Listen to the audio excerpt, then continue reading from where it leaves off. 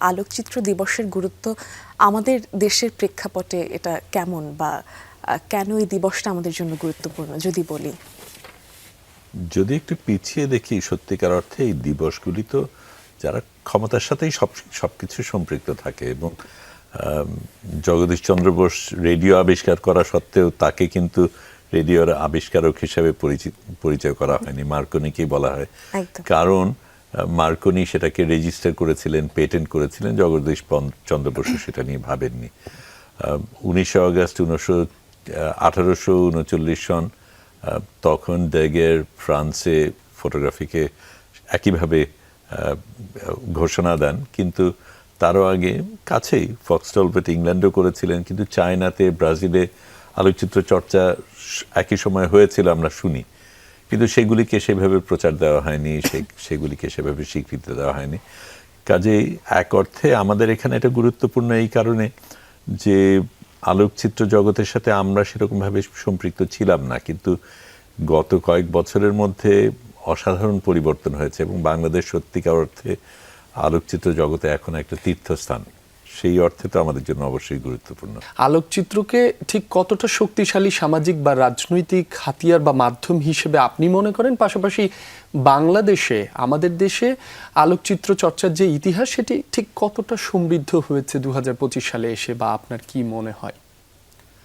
আলোকচিত্র এত শক্তিশালী হাতিয়ার উপলব্ধি হয়েছিল বলেই আমি আলোকচিত্র জগতে এসেছি। তার আগে তো ভিন্ন জায়গায় ছিলাম, এবং লড়াই করার জন্য সবচাইতে শক্তিশালী হাতিয়ার বেছে নেব বলেই আলোকচিত্র বেছে নিয়েছিলাম।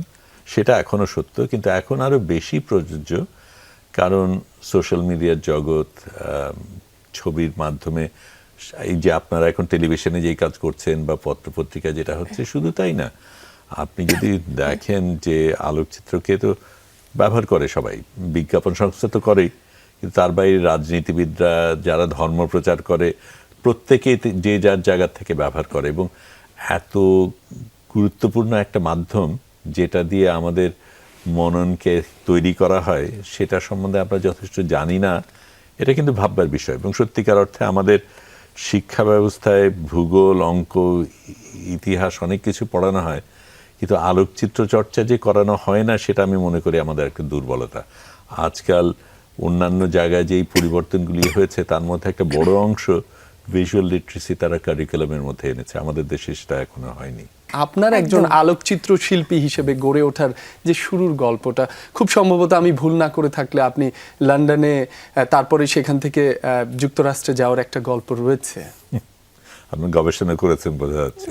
না, আসলেও তাই। তখন পিএইচডি করছি লন্ডনে, কিন্তু টাকা পয়সা তো খুব বেশি ছিল না, এবং সেই সময় প্লেনে চড়া খুব ব্যয়বহুল ছিল। কাজেই ধনী ব্যক্তি না হলে প্লেনে করে এখানে ওখানে যাওয়ার সুযোগ ছিল না। তখন ফ্রেডি লেকের নামে এক ভদ্রলোক প্রথম বাজেট এয়ারলাইন করেন, এবং তখন আমি দেখলাম যে ওনার সেই লেক এয়ারওয়েজে লন্ডন থেকে নিউ ইয়র্কে যাওয়া যায় 90 পাউন্ডে।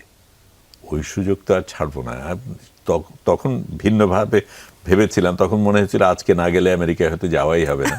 আচ্ছা, সেই কারণে 90 পাউন্ডের একটা টিকিট কেটে যাব ঠিক করেছি। তা আমারই আরেক বন্ধু ওই লন্ডন বিশ্ববিদ্যালয়ে পড়ে, তো সে বলল, ভাই ডলারও সস্তা এবং নিউ ইয়র্কের ক্যামেরা সস্তা, আমার জন্য একটা ক্যামেরা কিনো।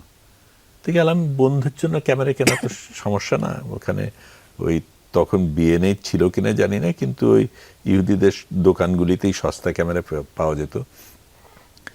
একটা নিকন এফএম, একটা ট্রাইপড, একটা ছোট ফ্ল্যাশ, এগুলি কিনে, আর পকেটে পয়সা ছিল না বলে হিচহাইকিং করতাম, ওই রাস্তায় দাঁড়িয়ে বুড়ো আঙ্গুল দেখাতাম, কেউ থামলে তার সাথে সে যেদিকে যাচ্ছে যেতাম।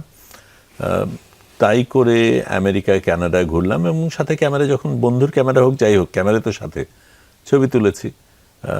তো ছবি টবি তুলে ফিরে যখন আসলাম, তখন বলে, দোস্ত পয়সা তো নাই, আর ক্যামেরা দিয়ে দেই তা তো আর হয় না। ভাবলাম ঠিক আছে, আমার কাছে থাকুক, তুমি পয়সা জোগাড় করলে নিও। সে পয়সা জোগাড় করতে পারিনি, কিন্তু ততক্ষণে আমার আলোকচিত্র ক্যামেরাও হাতে, আলোকচিত্র কত শক্তিশালী সেটাও উপলব্ধি করেছি। হ্যাঁ হ্যাঁ, একেবারেই তাই। ক্যামেরাটা অবশ্য চুরি হয়ে গেছে, তারপরেও চর্চাটা তো যায়নি।